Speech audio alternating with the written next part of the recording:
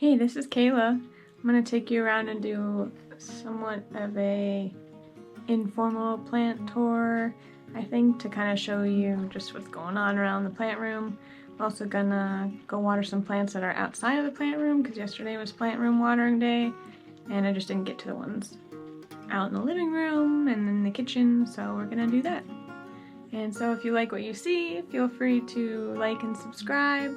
Check me out over on my Instagram at Nature Will Nurture, and thanks for watching. Alright, so first things first, I gotta make sure my water is full. Hi.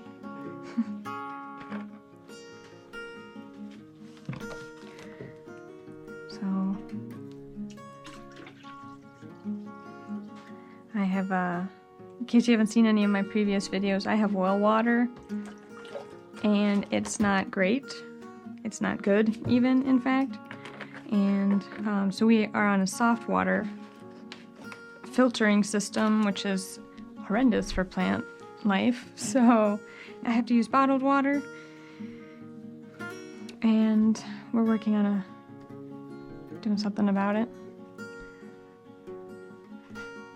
So here we go.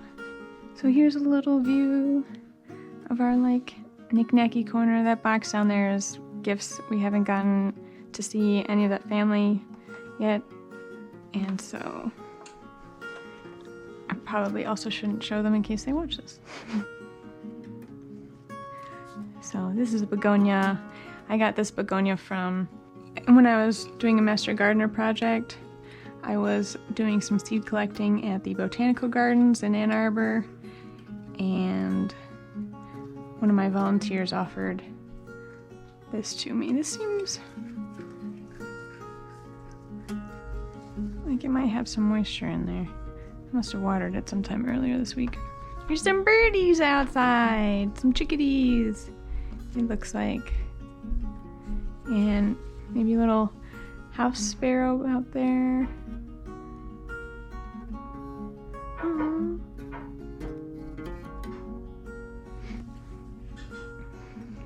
Got this fernwood snake plant recently. I forgot to include it in my work plants, free work plants I got, but that's cool. Came from an account and I think she separated it out. I moved my base here.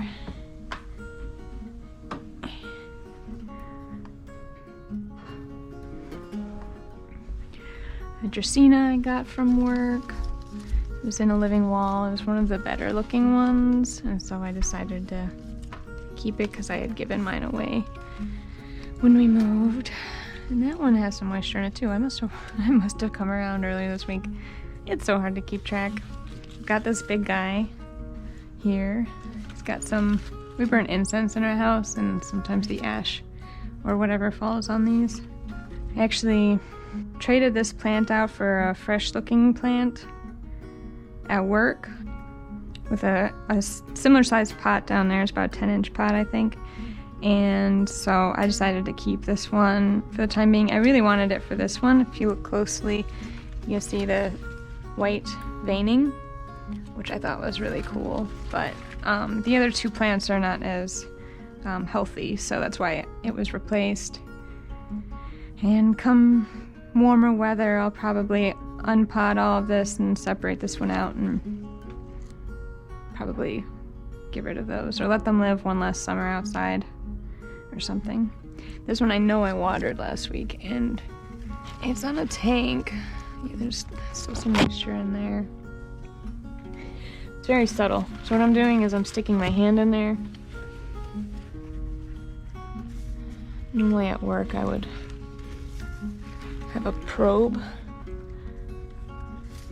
but I'm gonna trust my fingers. I could also lift the pot. It's actually pretty light. I don't know. It was definitely the past week. I didn't water it very heavy though because my house is kind of dark. But we'll see. It's okay to neglect Dracaenas. I'd rather be a little bit more certain. This is a little tiny Silver Bay Aglaonema. We work with these a lot at my job, but Still some moisture in there, but not a whole lot.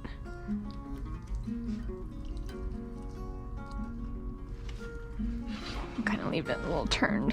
You can see it's all kind of draping the direction of the house, or the window. This is an east-facing window. Come summer and stuff, we have hardly any light come in here because of all the trees.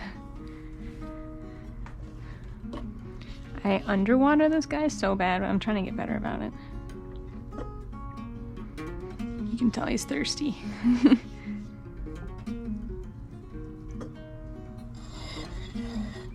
Cat hammock. This one still very thick and succulent, so yeah, just not surprisingly drinking a ton. I do want to prune this back a little bit. Look at that growth. It's so pretty. Must be an old cultivar, I think. Older leaves don't have that spotting so much. I think it depends too on the light. It's not getting a ton of light, so spots are a little less. So I don't know how good you can see this. We use that Hoya carnosa I got recently. Still feels pretty succulent.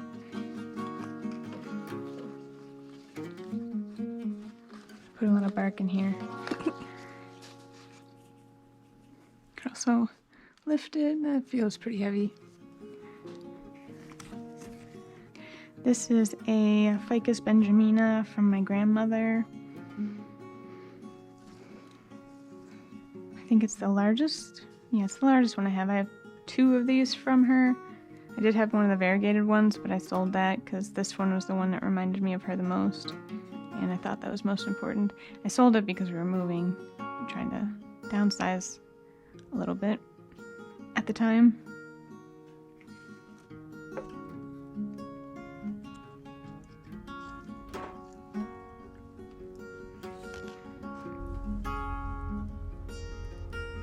I like to hear the water popping as it goes down.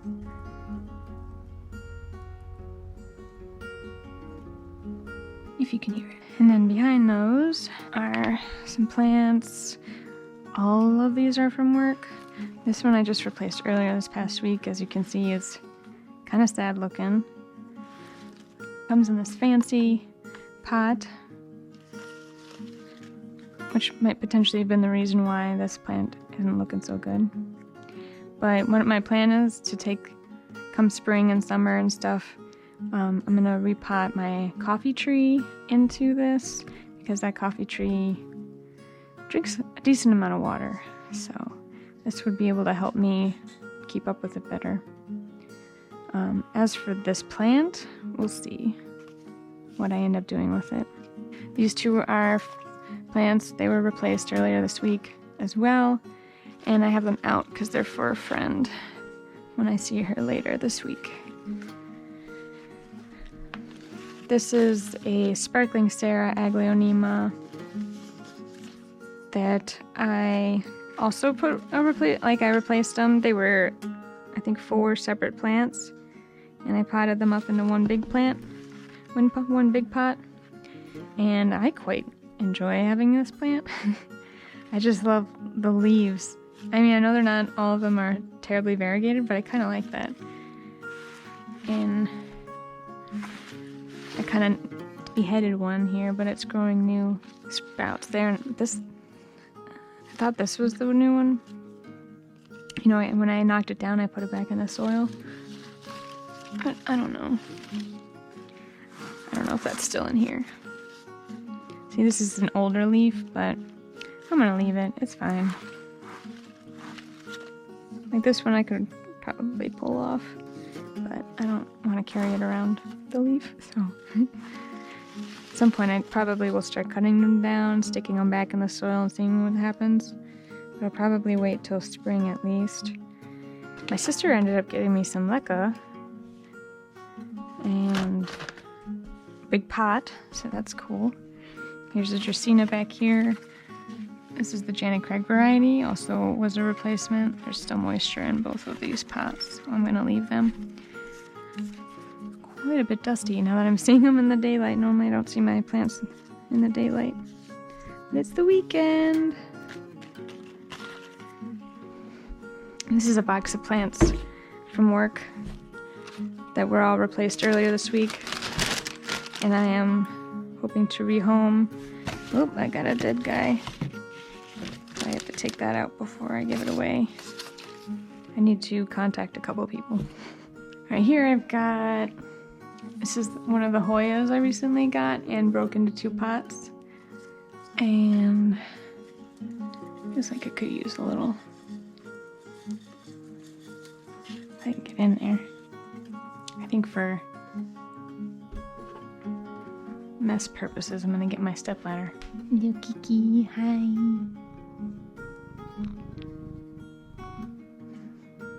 Hello, Kiki. This is Daphne. Hi, Daphne. Oh, she's so sweet. Oh, sweetie, pretty. Oh, she's like, what's on your hands? Oh, she's okay with it. Wait, you don't have to get up.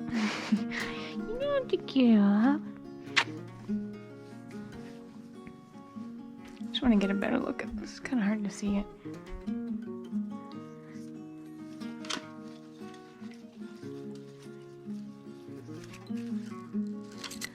Maybe a little on the softer side.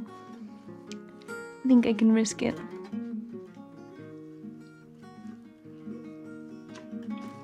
Okie doke. Definitely need some water here. I gotta take these guys down though. I've been battling mealies on this guy. But he doesn't need water very often, so it's gonna be a little bit of a slower process. I did put systemics in this because screw trying to get in here and hand clean everything twice a week. So once in a while I do though. Once in a while I do clean the leaves. Probably due for another one because I see some issues. We got this grow light from a friend of ours. He no longer needed it. He upgraded his lighting and so it's been wonderful. So we've started seeds under here. I kept my succulents under here in our last place in the winter. And since we don't have a basement, Drew doesn't need it, so I got it. It's a T5 fixture. I think it's got like 1, 2, 3, 4, 5, 6, 7, 8 bulbs. Right now I have it set to 4 bulbs on at a time.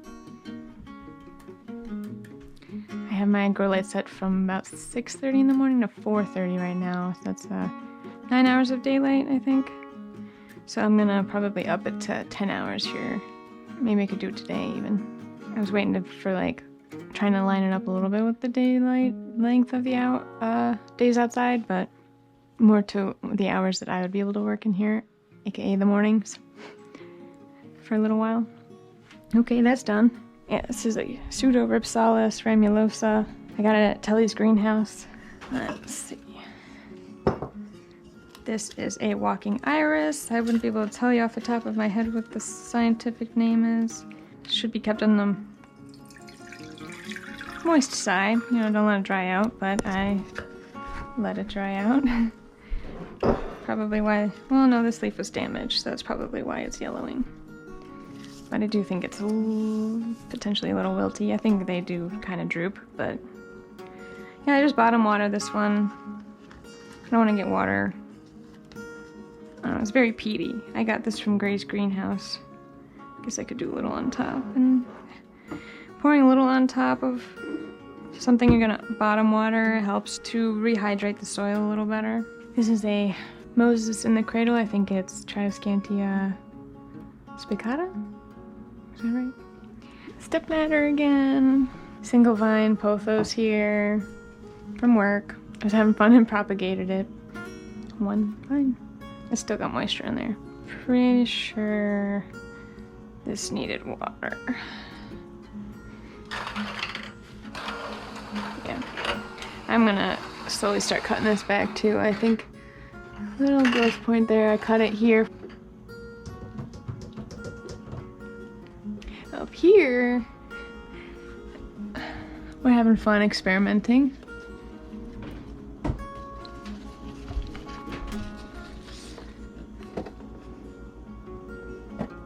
So there are 1, 2, 3, 4, 5 pothos pots in here. I brought these home earlier this week and stuck them up here. It was Drew's idea. He says I shouldn't pay attention to them, but it's hard not to. So that's got moisture. These two could probably use some water. Thanks. So these were replaced because they're thin. You can see that's still pretty damp. And this one, it'd be nice to get them all in the same cycle, but these, a couple of these have cocoa coir as their main substrate, and those will dry out faster than the others with peat.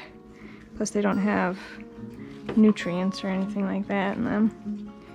And it's a little warm up there.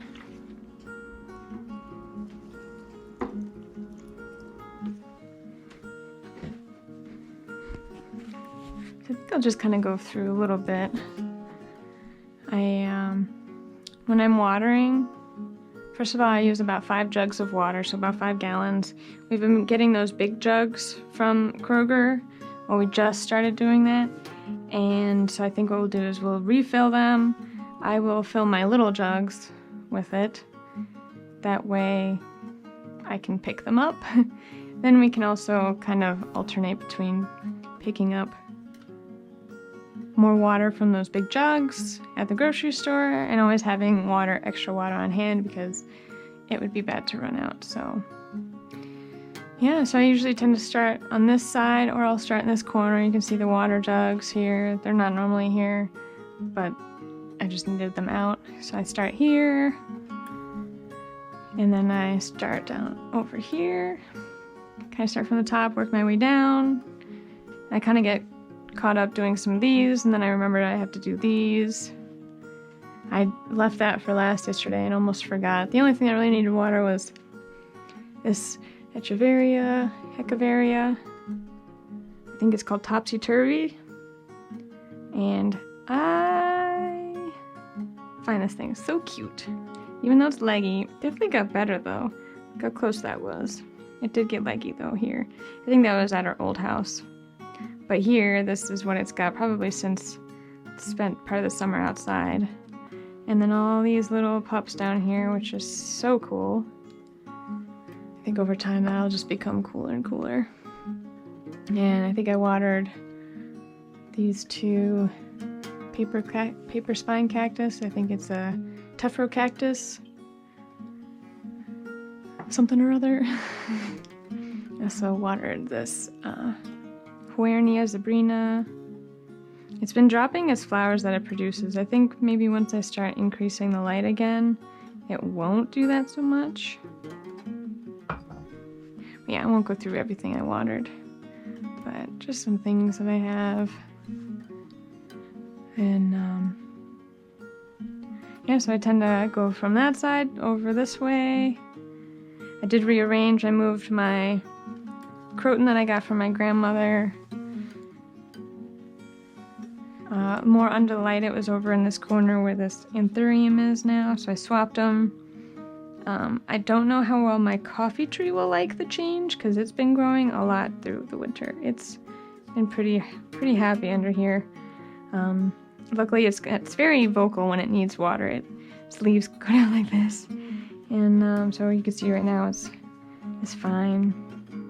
The croton also starts to get droopy when it needs water. I've been keeping an eye on spider mites for this guy, but I haven't seen any. But he's still been dropping leaves way more than I'd like. What I think what I'm going to do, maybe come February, maybe March, is I'm going to try air layering here. And then eventually, maybe in a year, here again. Because that's like the next break in the leaves. And yeah, just kind of cut it down and see if maybe I can get my siblings, specifically my sister, she's been getting into plants more, see if I can give away that to her and encourage her on how to maintain it, because this one, I mean, it's pretty old, probably like 15 years old or so, and it's pretty well adapted to being indoors minus spider mites. So just keeping my fingers crossed on it, but I haven't been seeing anything. My orange bird of paradise, it loved being outside. It's probably one of the last things I brought inside. Might need some nutrients too, it looks like.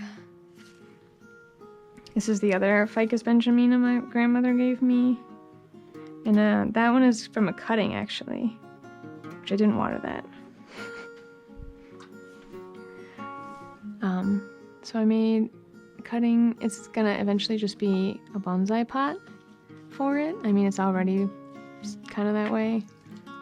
But yeah, it's grown a lot, so I'll probably do a little bit of pruning on it.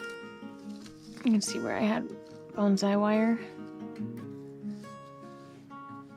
This fairy garden kind of just needs some attention in general. My alocasia went dormant after battle of thrips and probably underwatering and low light levels, so it just needs a break. A couple anthuriums I just picked up. That's a plant from work that I'm seeing if I can rehab it enough to where somebody will want it. This is where I keep my compost. Not that I compost it, because they're full of diseases and dead leaves and potting mix and stuff, but there's a place for me to throw stuff out. So, we're working on this guy. Just watered him yesterday. I'm a big fan of these plants, so.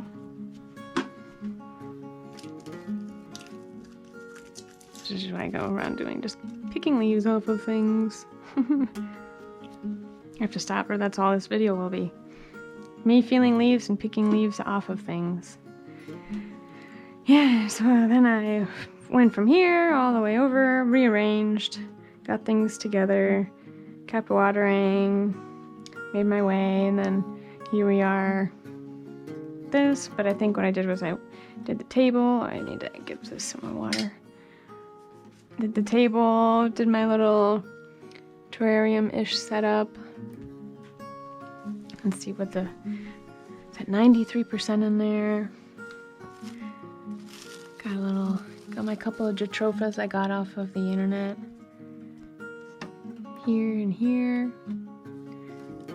And just some random other stuff. Begonia I got off of Facebook. Cuttings back there of Peperomia prostrata, string of turtles that I'm working on. These were attempts at just propagating some strawberry begonia, Saxifraga stoloniferus. And we'll see about that. I kind of neglected this. And then that's a Streptocarpus, Gesneriad family, related to African violets. Hasn't always been super happy with me. So it's in here. Some succulents I need to pot up. Agave from work. Just stuff. Lots of stuff. I need to pot these guys up. I'm thinking I might do that today, but yeah, just. There's a Christmas cactus from my grandmother.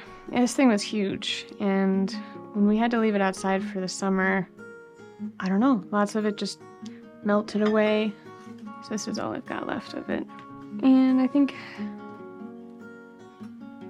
as time goes on, I should probably repot this as well. It does have some new growth right there, and these are new growths.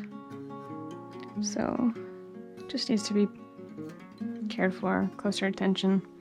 Outside took a real beating on a lot of my plants over the summer, like for real. Yeah. My trellis that I would love to redo. I mean, I had this Adansonii trailing for a while, which is why a lot of these leaves got small, and then I decided to put it on the trellis. So maybe at some point I cut back these leaves that are bigger up here and cut them back, start a new plant, you know, putz around and try to figure out how to find the leaves bigger growing up. My Rhaphidophora tetrasperma, I need to get some more Velcro, green Velcro, and keep this up. It's been growing a lot faster. It took a moment. I cut it down when we moved and sold that cutting, and so now it's regrowing again. I also have a Rhaphidophora decursiva. It's growing a long tendril, so I was probably trying to get more light. Mandula pothos. This is an aloe, tiger aloe, that I've been babysitting for my sister-in-law. Got a little sun stress from being under the big light, so I've moved it over here. This begonia was new, and I should have thought more about light when I brought it home. I was more worried about keeping it separate from this room. It's probably one of the earlier plants I purchased after the room was settled and everything. And it got really stressed, started flowering, dropped all of its leaves because I had it in way too dark of a spot. So I think I might cut it back just to reinvigorate it. My philodendron narrow, got that off of eBay. This is sunburn from the summertime. Yeah, a corner of some plants. And then I checked all these yesterday for water.